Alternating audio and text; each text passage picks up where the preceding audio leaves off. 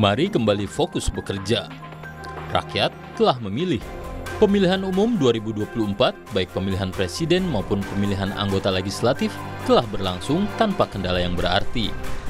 Berdasarkan hasil hitung cepat Litbang Kompas, Rabu 14 Februari, pasangan calon presiden dan calon wakil presiden nomor urut 2, Prabowo Subianto dan Gibran Rakabuming Raka, unggul. Dengan perolehan hitung cepat itu, Kompas memprediksi Pilpres hanya berlangsung dalam satu putaran. Proses penghitungan suara juga langsung dilakukan di 820.161 tempat pemungutan suara atau TPS di dalam negeri dan 3.059 TPS di luar negeri. Selama beberapa minggu mendatang, mari kita kawal rekapitulasi hasil penghitungan suara oleh Komisi Pemilihan Umum untuk mengetahui hasil akhir dari pemilu 2024 ini. Dengan kehadiran hitung cepat, selain untuk mengawal proses demokrasi ini, sisi baiknya adalah masyarakat dapat beranjak untuk melanjutkan hidupnya. Urusan manusia di dunia ini tentu tidak hanya urusan politik.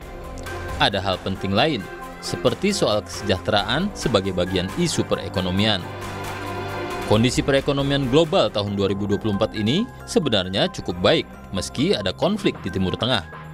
Indeks S&P 500 misalnya, sepanjang 2024 ini sudah tumbuh 4,69%. Bitcoin halving pun kurang dari 68 hari lagi sehingga menjadi kabar baik bagi investor kripto. Di dalam negeri, indeks harga saham gabungan atau IHSG tetap bertahan di atas 7 ribuan. Berdasarkan data 5 kali pemilu sejak 1999, IHSG selalu menguat. Guncangan terhadap pasar biasanya lebih besar karena kenaikan harga bahan bakar minyak atau BBM.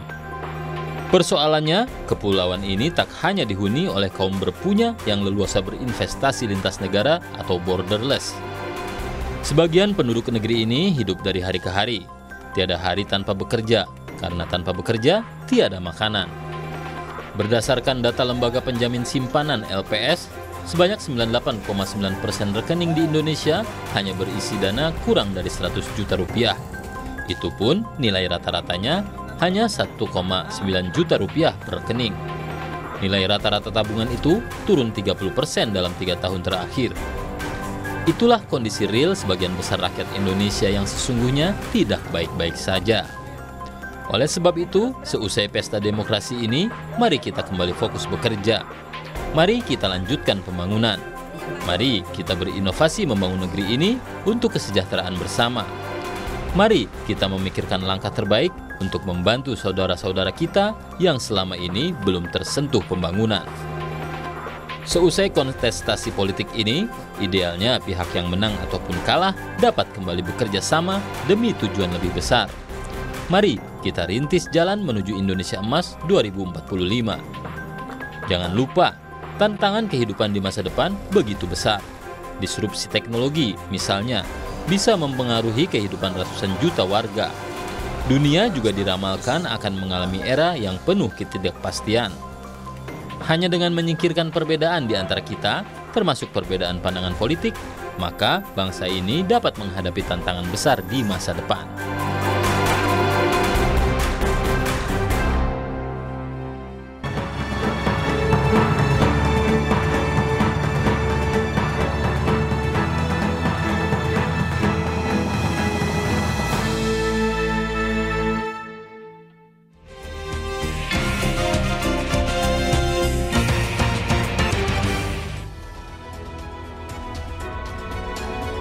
Kita berada di segmen Ulas Kompas dan kita akan bahas apa yang menjadi sorotan Harian Kompas edisi 15 Februari 2024 dan sudah bersama saya di sini ada Mas Tri Agung Kristanto. Selamat pagi Mas. Selamat pagi kita. Biasa kita akrab disapa Mas Tra, wakil pemimpin redaksi Harian Kompas. Mas Tra, selamat pagi. Selamat pagi. Mas Tra nyoblos kemarin? Pasti ada. Mas Tra, kita langsung saja bahas apa yang menjadi sorotan di Harian Kompas pada pagi hari ini. Ini kalau kita lihat ada infografis Mas Tra. Betul. Ini ada 7 lembaga survei yang menampilkan bahwa Prabowo Subianto dan Gibran Rakabuming Raka ini menempati posisi pertama ya. Apa yang bisa digambarkan dari visual ini Mas? Kalau berdasarkan data dari 7 lembaga survei termasuk Litbang Kompas kemarin menunjukkan bahwa pemilu presiden dan wakil presiden tentu saja akan berlangsung satu putaran karena kemarin juga sudah dideklarasikan bahwa kira-kira akan menjadi satu putaran. Meskipun kita masih menunggu hasil dari Komisi Pemilihan Umum dan kemudian dari angka-angkanya ini kelihatan sekali bahwa sebenarnya dari berbagai lembaga survei ya bergeraknya kira-kira relatif sama gitu. Jadi ini dengan lihat data suara masuknya sudah relatif stabil gitu, sudah relatif selesai. Karena sudah sebagian sudah di angka di atas 90-an%. Hanya di Litbang Kompas ya? Litbang Kompas yang 88, sekian persen. Kenapa? Karena dalam proses quick count ini atau hitung cepat ini, Litbang Kompas melakukan validasi datanya itu sampai 3 tahap gitu, sehingga kemudian memastikan bahwa betul data itu berasal dari lapangan dan kemudian angka-angkanya tepat dan sebagainya. Jadi itu proses yang relatif lebih panjang dibandingkan mungkin lembaga-lembaga survei yang lain. Oke, Mas Ra, kalau kita menyambung, ini kan terkait dengan Pilpres ya. Di sebelahnya itu adalah hasil cepat Kompas, hitung cepat Kompas untuk Pileg 2024. Kaitannya apa, Mas Ra? Iya, kalau kita bicara tentang data yang ada di sini, kita akan melihat bahwa 2024 ini pemilunya menghasilkan calon presiden dan calon wakil presiden yang unggul adalah Prabowo Subianto dan Gibran Rakabuming Raka. Tetapi kalau kemudian kita melihat di data sebelahnya dari hitung cepat untuk pemilu legislatif, partai politik kita melihat bahwa PDIP masih yang berada tingkat paling atas gitu. Meskipun datanya kalau kita mengacu data ini saja gitu, artinya berdasarkan dari hitung cepat sampai dengan 60,8% dan biasanya sudah stabil, itu di angka 17,3% PDIP itu dibandingkan dengan data tahun 2019, pemilu 2019 memang mengalami penurunan, karena tahun 2019 PDIP itu meraih 19,3%. Jadi turun 2%. Ya mungkin karena ada efek, nanti kita bicara berikutnya efek Pak Jokowi di dalamnya. Kemudian Partai Gerindra itu jadi nomor 3 karena nomor 2-nya justru Partai Golkar 14,8 itu juga mengalami kenaikan. Kira-kira Partai Golkar pada 2019 12,3. Kemudian Gerindra 13,7 itu juga naik sedikit karena Gerindra di pemilu 2019 dia mendapatkan 12,57. Yang justru naik tinggi adalah Nasdem dan PKB yang mereka berkoalisi juga ditambah dengan PKS. PKS juga mengalami kenaikan tipis sekali kalau PKS. Kalau kembali lagi mengacu data hitung cepat ini, maka PKS periode 2019 pemilu kemarin mendapatkan 8,21, ini 8,3, ya naik. Jadi nampaknya ada proses kenaikan. Demokrat kalau kembali lagi data ini ya turun, kemudian P3 juga mengalami penurunan. Jadi kalau berdasarkan data ini, maka pemerintahan yang sekali lagi berdasarkan data hitung cepat, maka pemerintahan Prabowo Subianto Gibran Rakabuming Raka itu didukung oleh minoritas di parlemen, minoritas di DPR. Kenapa? Karena Partai Gerindra, Golkar, kemudian Demokrat dan PAN itu kira-kira di angka 42, sekian persen atau 43%.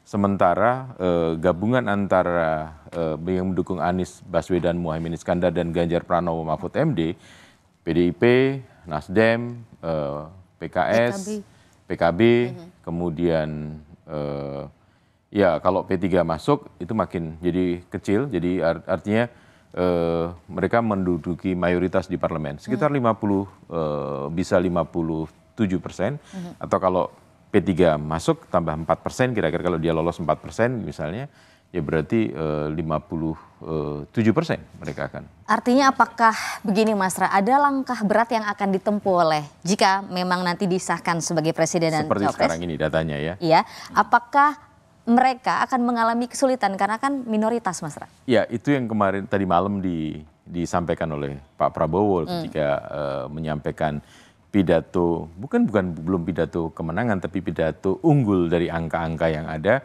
kemudian harus merangkul semua unsur. Artinya setidak-tidaknya harus bisa menciptakan pemerintahan yang stabil kalau dia mayoritas di parlemen juga, mayoritas di DPR. Dan kita punya pengalaman ketika pemerintahan kita, presiden dan wakil presiden itu adalah bukan dari partai pemenang pemilu dan tidak mendapatkan dukungan dari partai pemenang pemilu, bahkan menjadi minoritas di DPR. Tahun 1999 pemilu, waktu itu pemilihan masih dilakukan di DPR, di MPR maksud saya, di MPR, dan kemudian kita lihat kemudian komposisi pemerintahan yang dipimpin oleh Presiden Abdurrahman Wahid dan Wakil Presiden Megawati Soekarno Putri mengalami guncangan-guncangan yang luar biasa, dan ya kita tahu jalannya pemerintahan pada waktu itu. Oke, tapi apakah itu berkaca dari 99, apakah mungkin saja bisa terjadi di pemerintahan kali ini, 2024, Mas? Karena itu Pak Prabowo nampaknya memahami betul sehingga kemudian mengatakan kami akan merangkul semua unsur. Itu yang menjadi berita utama harian Kompas hari ini maupun di kompas.id yang kita. Dan terus datanya terus akan bergerak. Tapi kira-kira dengan angka-angka seperti ini relatif tidak akan banyak berubah kita. Oke, Mas Ra, kalau tadi judulnya adalah kami akan merangkul semua unsur, ini kita sekarang coba komentari mengapa harian Kompas kemudian memilih visual foto ini di halaman utama, Mas Ra. Ekspresi yang ingin coba ditampilkan seperti apa, Mas Ra? Setelah berjuang dalam 4 kali pemilu, ya setidak-tidaknya Pak Prabowo akhirnya bisa lepas dan dia oke, saya bisa mencapai cita-cita ini, mencapai posisi ini, dan memang agak gesturnya agak kelihatan agak tertutup oleh bayang-bayang dari pendukungnya, jadi tidak terlalu. Padahal lepas ya, Mas Ra ya? Iya, padahal tertawa lepas. Dan kemudian Gibran juga menunjukkan kegembiraan dan dia mengatakan bahwa inilah kemenangan anak-anak muda, kaum muda gitu. Sementara Pak Prabowo kembali lagi dia mengenangkan seluruh presiden, 7 presiden yang pernah memerintah di Indonesia. Sebenarnya Indonesia pernah punya 2 presiden lagi yang kita sering lupa pada masa darurat. Ada masa M.A. Saad dan kemudian juga ada Safruddin Prawiranegara yang pernah jadi presiden meskipun itu dalam pemerintahan darurat Republik Indonesia. Dan tapi dari 7 kan Pak Prabowo juga menceritakan kenal semuanya. Yang paling kenal nampaknya presiden kedua. Ya, dan ya, itulah kalau mungkin kita dan sahabat Kompas bisa membaca, kemudian ada bukunya. Buku yang ditampilkan oleh Pak Prabowo adalah Lucunya Prabowo di dalam pemilu ini. Pak Anies memunculkan buku Memenangkan Indonesia dan Pak Ganjar memunculkan buku Hitam Putih Ganjar. Dia Lucunya Prabowo, dan tadi malam kelihatan sekali lepas, santai, dan lucunya muncul juga kemudian dia betapa bebannya seperti udah iya, dan cita-citanya tercapai. Setidak-tidaknya dari hitung-hitungan angka 7 lembaga survei yang ada, termasuk Litbang Kompas. Oke, Mas Ra, tadi Mas Ra mengatakan sesuai judul juga bahwa Prabowo akan merangkul semua unsur. Tapi Mas Ra, di sini juga dituliskan bahwa Prabowo Subianto itu akan mencoba untuk merangkul semua unsur dan kekuatan. Tapi yang nomor 1 dan nomor 3, Anies Baswedan dan Ganjar Pranowo, nampaknya masih alot karena masih menanti hasil final, dan ditambah lagi Mas Ganjar juga akan membentuk tim begitu kan ya? Ada tim investigasi. Dan saya kira juga di 01 di Pak Anies dan Pak Muhaimin juga akan melakukan hal yang sama kan, karena mereka juga punya catatan-catatan. Dalam pemilu tahun 2024 ini pemilu yang menurut saya relatif, harus katakan bahwa relatif lebih gaduh dibanding pemilu 2019 maupun pemilu 2014, bahkan dibandingkan pemilu 2024 maupun 2004 dan 2009, di mana waktu itu 2009 Pak SBY yang berpasangan dengan Pak Budiono menang 1 putaran kan, juga dengan angka yang mungkin lebih tinggi, sekitar 61% ya. Dari kalau mengacu data itu. Ya secara etis memang harus mengatakan bahwa menunggu penghitungan suara KPU. Tetapi apakah kemudian akan bisa merangkul partai-partai itu atau merangkul calon-calon yang ada?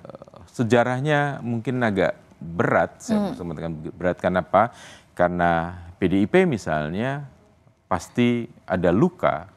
Ya, karena ketika kita melihat pasangan Prabowo Gibran dan di belakangnya ada Pak Jokowi sebagai, nanti di halaman berikutnya kita bicara tentang efek Jokowi di dalamnya, dan ya pasti ada luka. Kemudian yang kedua PKB. Kalau kita lihat kita pada waktu awal-awal membangun koalisi, Gerindra adalah bersama dengan PKB, ya kan.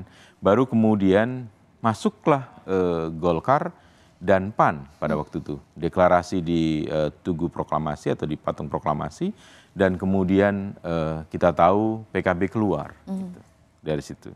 Kemudian berikutnya adalah Nasdem. Ya Nasdem kita mesti harus lihat bagaimana arah anginnya gitu, dan kita tahu Pak Surya Paloh adalah seorang politisi yang sudah cukup pengalaman gitu, dan saat ini ada di pemerintahan sebenarnya. Tetapi toh juga sangat kritis. Yang keempat PKS. PKS sudah biasa tidak berada dalam pemerintahan kan. Jadi PDIP juga sudah punya pengalaman tidak berada dalam pemerintahan periode 2004 sampai dengan 2014. Artinya di dua pemilu 2004 dan 2009 PDIP tidak berada di pemerintahan, jadi udah biasa. PKS sudah sangat biasa juga. Jadi ya tidak mudah pasti merangkul semua unsur ini. Tidak mudah tapi bukan berarti tidak bisa. Bukan berarti tidak bisa. Jadi karena itu komunikasi itu akan dijalankan lebih awal lebih baik. Tetapi kembali lagi tadi, pasti kita harus menunggu tanggal 20 Maret ketika kemudian KPU mengumumkan atau menetapkan hasil pemilu 2024, dan proses itu komunikasi pasti akan bisa dijalankan gitu. Dan kita tahu bagaimana kemudian Pak Jokowi yang kemudian meminta bantuan Sultan Hamengkubuwono X untuk bertemu dengan Ibu Megawati misalnya. Itu pasti ini bagian dari komunikasi itu. Meskipun Pak Jokowi sebenarnya kan tidak terlibat dalam tidak menjadi kontestan dalam pemilu kali ini, tapi kita nggak bisa melepaskan dari figur Gibran di sini. Mas Ra, kalau kita balik lagi ke visual di sini, Gibran yang ekspresinya nampak tersenyum, kemudian Pak Prabowo tertawa lepas begitu ya. Ini apakah cukup menggambarkan bahwa mereka optimis bahwa hasil survei dan nanti pada saat diumumkan secara resmi di bulan Maret ini hasilnya sama, Mas Ra? Saya kira iya, menggambarkan itu. Meskipun ya saya nggak tahu ini sengaja atau tidak sengaja, tetapi kemarin dalam beberapa kesempatan kelihatan bahwa Gibran menghadap ke sana, Pak Prabowo menghadap ke sini. Semoga itu berbagi tugas, tugas sebelah sana dan tugas sebelah sini, bukan saling bertolak belakang. Mas Ra, dalam pidato politik itu kan simbol kan, kita suka bermain-main dengan simbol. Mas Ra, kalau misalnya kemarin itu kan Mas Gibran juga dalam speech-nya atau pidatonya menyatakan bahwa dia nggak sabar untuk segera mengunjungi pasangan nomor 1 dan juga nomor 3 ini sebagai bentuk upaya merangkul juga. Betul, bagian dari merangkul. Dan silaturahmi itu baik, itu tentu saja. Dan saya percaya bahwa baik Mas Anies Baswedan dan Caimin maupun Pak Ganjar dan Pak Mahfud juga pasti akan menerima silaturahmi seperti itu. Tetapi jangan lupa, kecuali Caimin, 3 figur ini kan bukan pimpinan partai politik. Dalam proses pemilihan presiden sesuai dengan Undang-Undang Dasar dan Undang-Undang Pemilu, yang boleh mengajukan adalah partai politik atau koalisi partai politik. Jadi penentu sebenarnya ada di partai politik. Jadi kecuali kembali lagi, kecuali Caimin, Muhaimin Iskandar, Mas Anies bukan pimpinan partai politik, bahkan dia tidak punya partai politik. Mas Ganjar kader PDIP, tapi bukan pimpinan di PDIP. Pak Mahfud tidak punya partai politik kan, kalau boleh dikatakan begitu posisinya. Meskipun dulu Pak Mahfud juga mungkin dikait-kaitkan dengan PKB ketika era Gus Dur. Tapi ya ini tentu menjadi tantangan tersendiri, meskipun kalau ngeliat gesturnya Pak Prabowo welcome gitu. Ya.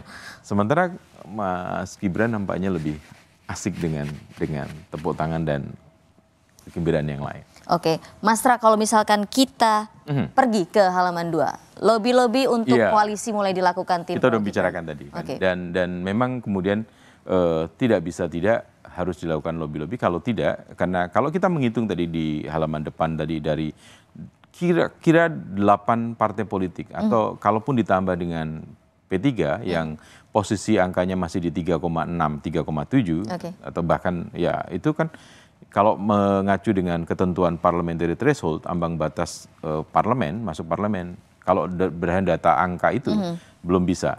Tapi ya kan ada ambang batasnya 1%, jadi naik turunnya bisa. Ya artinya memang nggak bisa, mau tidak mau harus Pak Prabowo Gibran harus kemudian melakukan lobi-lobi untuk melakukan koalisi dan penguatan koalisi partainya. Oke, kita tahan dulu Mas Tra, kita akan lanjutkan lagi lobi-lobi untuk koalisi mulai dilakukan tim Prabowo Gibran usai jeda. Tetap bersama kami di Laporan Khusus Pemilu 2024. Anda kembali di Laporan Khusus Pemilu 2024, tepatnya Anda berada di segmen Ulas Kompas, masih bersama saya Mas Tra. Mas Tra, kita lanjut lagi. Lobi-lobi untuk koalisi mulai dilakukan tim Prabowo Gibran. Sebenarnya langkah yang Mas Tra kan juga sebagai ahli pers.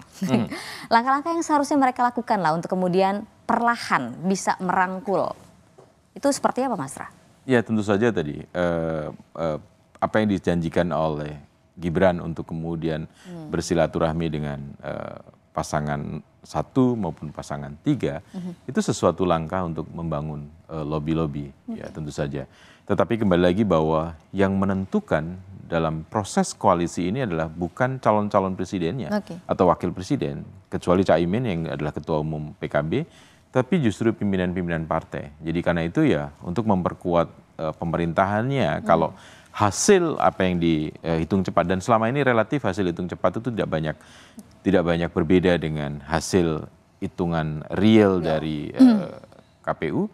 Ya kemudian ya tentu saja harus berbicara dengan pimpinan-pimpinan partai-partai politik yang lain, yang itu bisa saja dilakukan bukan hanya oleh Prabowo Gibran atau timnya, tetapi juga kita tahu kembali lagi Presiden Jokowi punya peran yang tidak bisa dianggap kecil dalam konteks ini, karena kemudian Kompas hari ini di halaman 2 juga bicara tentang pengaruh Presiden Jokowi, bahkan di halaman 3 kita dan sahabat Kompas TV adalah juga kemudian bagaimana media-media asing juga menyoroti besarnya peran atau kontribusi Presiden Joko Widodo dalam proses kemenangan Prabowo Subianto dan Gibran Raka Buming Raka. Kalau dari grafis ini apa yang bisa Mas Tra terangkan? Ya, kita lihat betapa kemudian ini kan ada pra pemilu Desember 2023 yang lebih gelap, kemudian ada pasca pemilu Februari 2024, jadi setelah pencoblosan kemarin, yang menunjukkan bahwa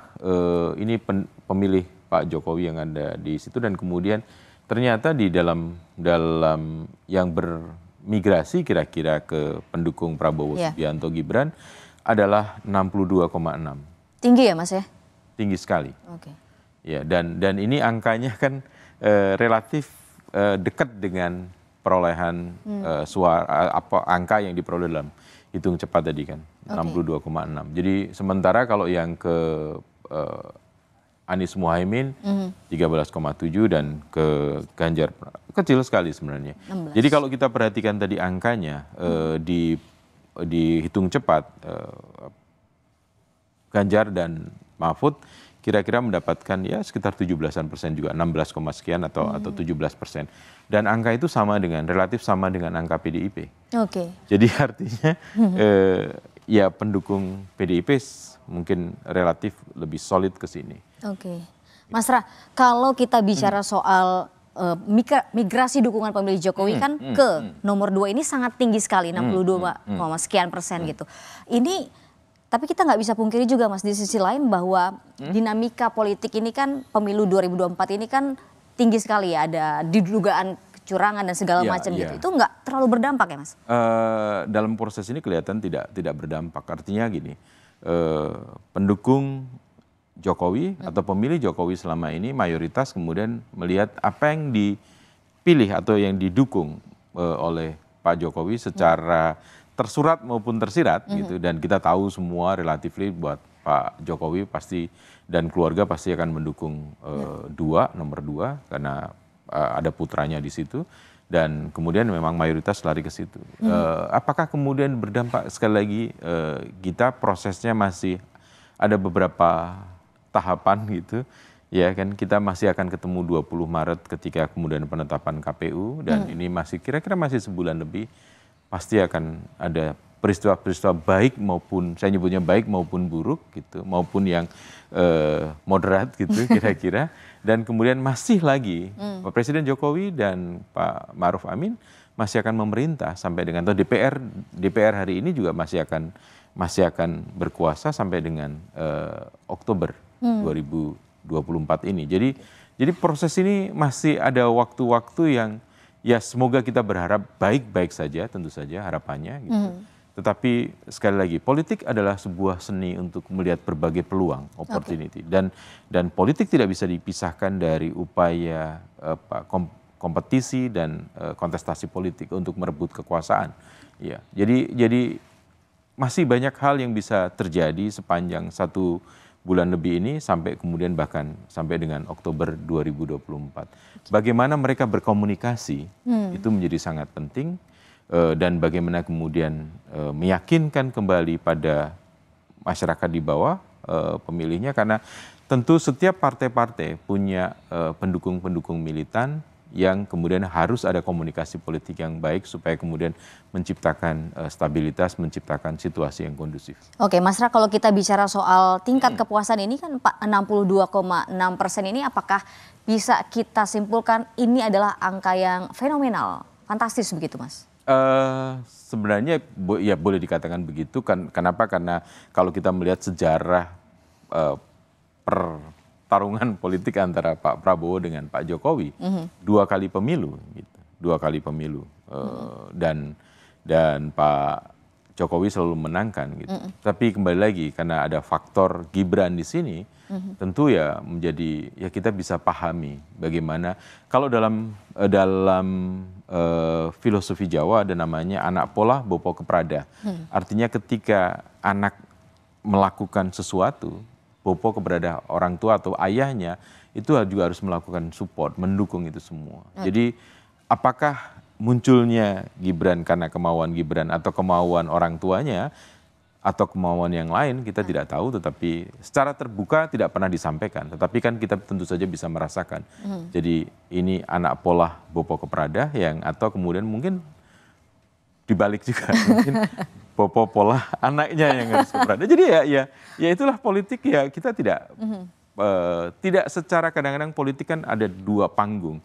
Panggung depannya kita melihat Pak Jokowi sebagai presiden memang sudah mengatakan tidak cawe-cawe, meskipun pada satu sisi mengatakan puisa kampanye dan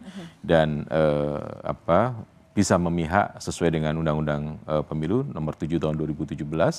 Dia menggunakan pasal 299 kemudian, tetapi kan ada panggung belakang yang seringkali kita tidak banyak tahu, tetapi itu yang menentukan. Kita tidak pernah tahu kapan Pak Surya Paloh dan kemudian Muhaimin berkomunikasi secara intensif, tahu-tahu muncul kan pasangan itu. Kita juga tidak pernah tahu komunikasi-komunikasi di panggung belakang antara mungkin 8 atau 9 partai yang ada di parlemen ini. Mereka sudah melakukan komunikasi pimpinan-pimpinannya. Kita nggak pernah tahu. Tetapi kembali lagi, panggung depan dan panggung belakang ini saling menunjang, dan kemudian harapannya tentu saja hasil dari pemilu 2024 ini yang berdasarkan hitung cepat dari 7 lembaga survei, terutama Litbang Kompas, menunjukkan akan 1 putaran, meskipun koalisi yang mendukung Prabowo Gibran itu menjadi minoritas di parlemen, semoga harapannya kemudian akan ditemukan. Nah, politik tadi kembali seni kan, untuk mencari peluang, opportunity untuk kemudian menghasilkan sesuatu yang lebih baik dan lebih baik lagi. Oke, Mas Ra, kita tahu bahwa Pak Jokowi ini berasal dari PDIP. Iya. Kemudian kalau apakah masih di PDIP atau tidak, panggung belakang gitu kan. Nah, maksudku ini kalau nomor 2 itu kan anaknya ada di dalam sini Mas. Sementara PDIP itu sendiri mengusung calon yang lainnya. Nah, tapi ternyata suaranya Pak Jokowi itu cukup besar ke nomor 2. Tinggi malah 62%. Berarti kita bisa katakan bahwa meskipun Jokowi dibalut berita-berita negatif, ternyata masyarakat tetap masih Iya, percaya. karena kalau membaca hasil survei Kompas yang disampaikan Desember tahun 2023, tingkat kepercayaan, tingkat kepuasan kepada pemerintahan Jokowi Ma'ruf Amin, terutama kepada Presiden Jokowi masih sangat tinggi, masih 73%. Jadi itu artinya kalau coba kita lihat ya komposisinya kan di situ. Jadi nah ya inilah pendukung setia dari Pak Jokowi yang kemudian belum tentu mereka PDIP gitu, pilihan partainya. Tetapi ya kita tahu di masyarakat begitu banyak orang yang mengidolakan Pak Jokowi, tetapi pada belakangan ini juga kemudian justru menjadi pengkritik, bahkan boleh dikatakan menjadi penghujat Pak Jokowi. Jadi itu yang terjadi pergeseran dan sebenarnya hal yang biasa dalam politik kita. Kenapa? Karena seseorang pemuja, pendukung, kemudian beralih dukungan sesuatu yang biasa, tetapi kita tahu bahwa tingkat kepuasan kepada pemerintahan Jokowi itu masih sangat tinggi, masih di atas 70% itu Tinggi ya, Mas, ya? masih tinggi. Karena kita tahu kalau bandingkan dengan beberapa pemerintahan yang lain di negara yang demokrasi, Indonesia disebut sebagai negara demokrasi terbesar ketiga di dunia. Kita bandingkan bagaimana tingkat kepuasan kepada Presiden Joe Biden misalnya, sekarang udah turun di atas, mungkin di bawah sekitar 50-51%. Oke. Mas Ra, ini ada survei pasca pencoblosan pemilu 2024. Judulnya Faktor quote and quote Jokowi penentu kemenangan. Apakah ini artinya di mana Pak Jokowi berada pasti si calon ini akan menang, Mas Ra? Di satu sisi kelihatannya begitu. Kenapa? Karena kalau kita mau bicara secara terbuka, ini boleh dikatakan juga kemenangan kembali lagi. Faktor Jokowi menjadi penentu kemenangan ini juga kemenangan Pak Jokowi dan kita. Ini adalah rekor boleh dikatakan 8 Pak Jokowi memenangi sebuah kontestasi. Ya. Meskipun tidak semua langsung. Pak Jokowi 2 kali memenangkan pilkada di Solo sebagai wali kota, 2 periode boleh dikatakan. Kemudian sekali di Gubernur DKI, yang ketiga. Kemudian 2 kali pemilihan presiden, ditambah lagi 2 putra dan menantunya memenangi pilkada, 1 di Solo dan 1 di Medan. Ini pengaruh Jokowi semua. Ditambah sekarang 8 kali. Ya, meskipun dari 8 kali itu, kita boleh mengatakan 7 adalah support by gitu kalau dikatakan, disupport sepenuhnya oleh PDIP, kecuali yang ini. Nah, jadi padahal tadi kita bicarakan, apakah sampai hari ini Pak Jokowi masih sebagai kader PDIP? Panggung depan masih mengatakan begitu. Panggung belakang kita tidak tahu, gitu kan? Kita tidak tahu. Jadi artinya tidak semua yang dalam tanda petik ada Pak Jokowi kan menang gitu. Meskipun kalau kita bicara tadi ke depan tadi yang partai politik, Pak Jokowi masih kader PDIP kan, dan ya menang semua juga kan, 8 kan, masih menang juga gitu. Jadi ya 8 kali kemenangan dalam proses pemilu, 2 tadi, 5 kali beliau secara langsung, ya kan, wali kota Solo, Gubernur DKI, dan presiden. Boleh dikatakan 3 yang secara tidak langsung, karena putranya di Solo, menantunya di Medan, dan kali ini, kalau kita bagikan 2, bahkan ini sudah 9, ya kan, pemilu presiden.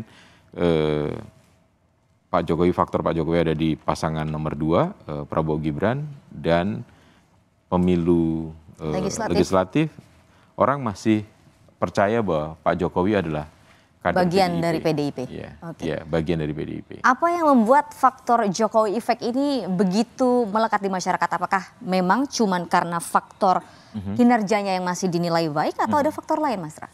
Saya kira paling utama adalah kinerja. Meskipun setahun terakhir ini, karena itu tadi saya sampaikan, masih ada proses di bulan Maret sampai dengan Maret, kemudian proses berikutnya sampai dengan Oktober 2024 ini, dan ya kita tidak tahu sehabis itu.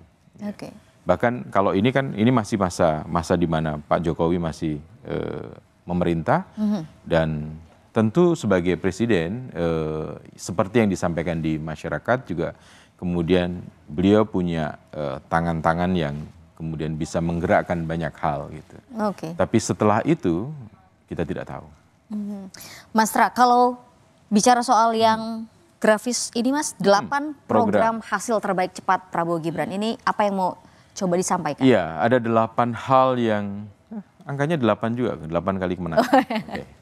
Ya, saya tahu Pak Jokowi, saya yakin Pak Jokowi suka bermain-main dengan angka-angka. Oke.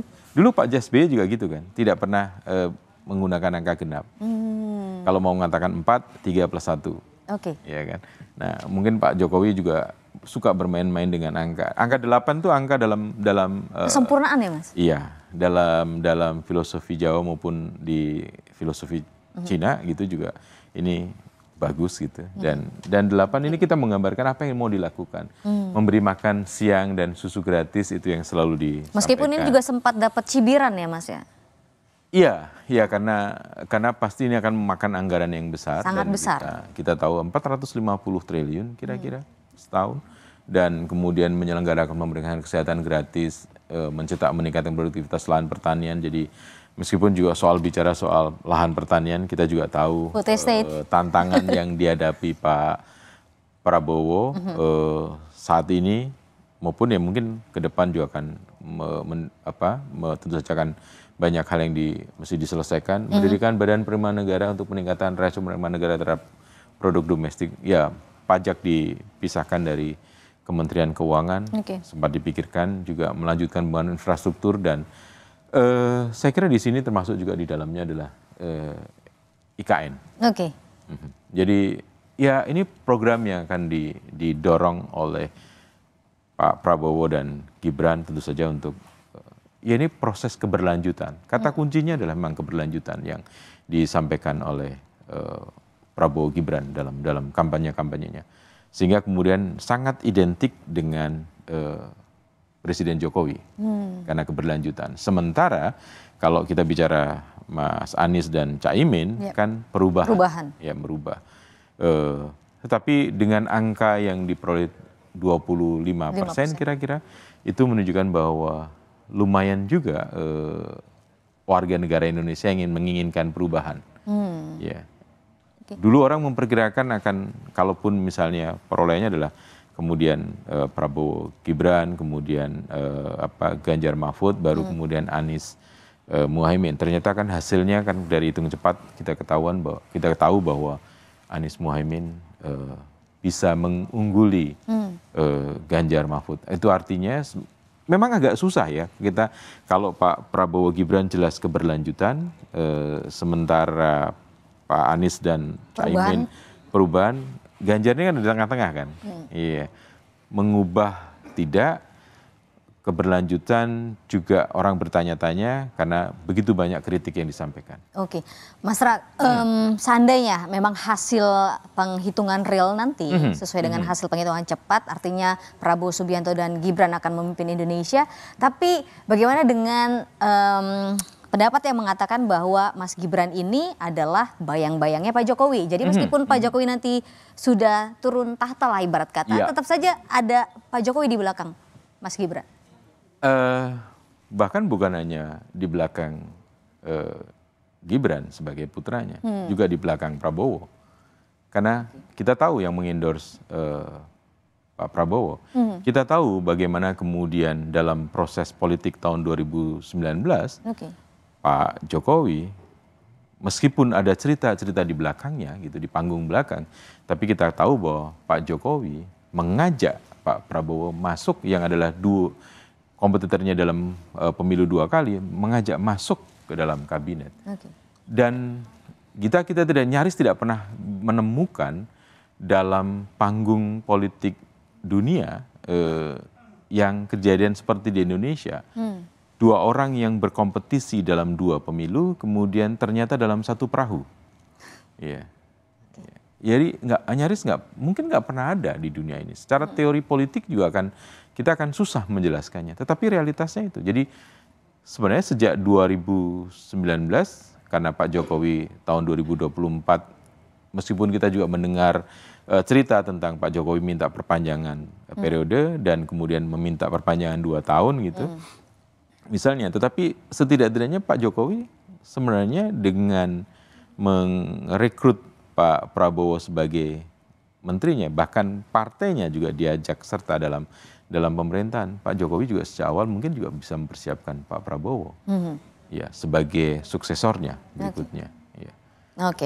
Dan ketika kemudian ada putranya di situ, ya dengan berbagai macam dinamikanya di Mahkamah Konstitusi maupun di KPU dan di masyarakat tentu saja, ya kita tahu bahwa Pak Jokowi memang mempunyai pengaruh yang seperti digambar tadi, pengaruh pada 2 figur.